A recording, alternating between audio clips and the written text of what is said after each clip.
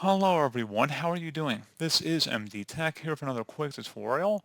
In today's tutorial, I'm going to show you guys how to unblock an email address in Gmail. So perhaps you've blocked a sender at one point or another and you want to unblock the email address or at least not send it to spam or the trash bin anymore. In today's tutorial, I'm going to show you guys how to do that. And without further ado, let's go ahead and jump right into it. So all you have to do is open up Gmail and select the gear icon up at the top right. So go ahead and left click on that.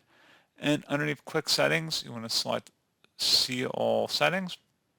Select the filters and blocked addresses tab. And then underneath where it says the following email addresses are blocked, messages from these addresses will appear in spam. You just would go ahead and select them from the list here and then unblock selected addresses should be an available option. You would select that and that's all you have to do. So pretty straightforward process, guys. I do hope I was able to help you out and I do look forward to catching you all in the next tutorial. Goodbye.